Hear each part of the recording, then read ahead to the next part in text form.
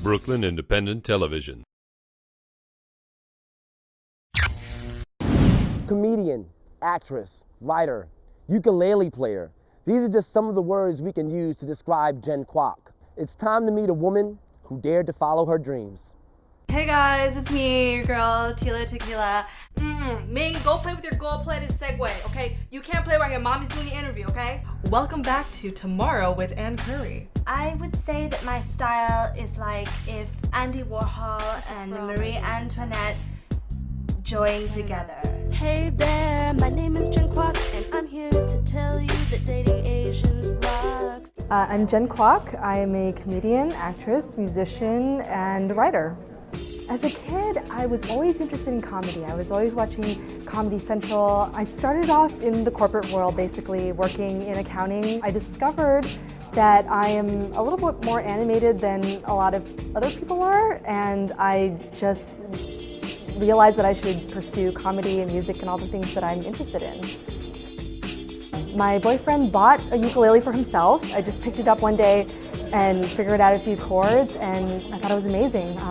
I played classical piano through college, and I didn't get to continue it because it's kind of hard to fit a piano in a fourth floor walk-up, so the uke was perfect. It's hard to be a funny fat girl when you're stuck in the body of a skinny little Asian girl. It's hard to be a funny fat girl when you look like me. Funny Fat Girl was actually the first song that I ever wrote. I only knew maybe 2 chords on the ukulele. I used those 2 chords and I wrote that song. And it's kind of become my theme song.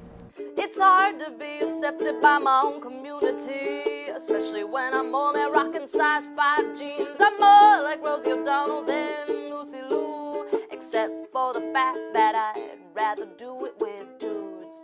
Acting is hard. I did NBC Stand Up for Diversity, and immediately after I started getting calls to go in and read for literally sitcoms, and I've loved it so far.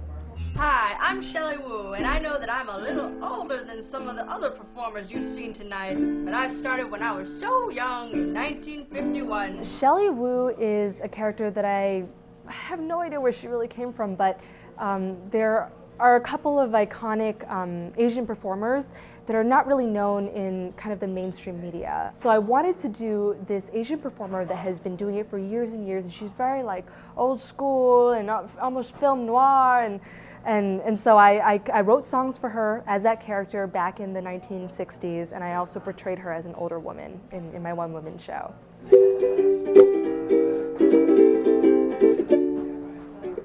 I know what the boys are thinking when I walk down the street. They're yelling, whistling sayonara, and asking me for sushi. I've got half a mind to let them do whatever they please, but instead I turn around and I say, sorry boys, I'm not Japanese. I'm just your average American China doll. I make a mean egg roll, but I also say y'all. Ask me for a fortune cookie and I'll bake you an apple pie. Oh, the fortune that you need's right here inside my almond eyes. Woo! Thank you so much, everybody.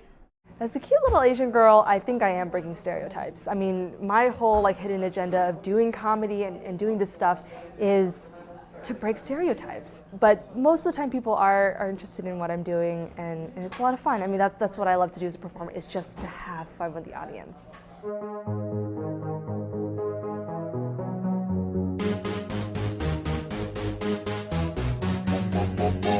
For the parody that we did of Lady Gaga, Butterface, that was my friend Kevin Tor basically had an idea. Instead of saying poker face, he would say Butterface.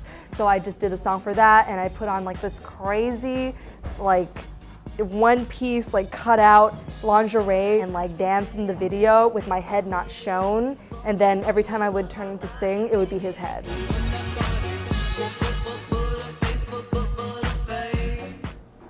I guess about 2 years into my career, my agent called me up and said, I have this audition for you for Eat, Pray, Love. They want someone to play guitar in a scene with Julia Roberts and James Franco. And I literally went in and was just like,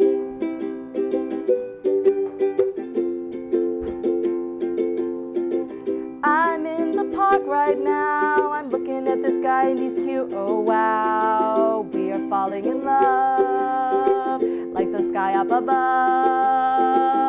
Like, it was like, that's what I did. The future of Gen Kwok is to try and hopefully keep it all going on. I mean, there's just so many things that I'm interested in. I feel like for me, it's always freshman year. Like, I always want to try new stuff out.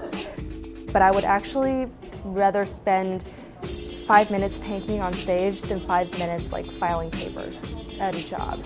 And that's when I knew that I wanted to keep doing this, to keep performing. I need some cranberry juice. Thank you guys so much. I'm Gen Kwok. Watch this and other Brooklyn Independent Television episodes online at breakartsmedia.org/BIT.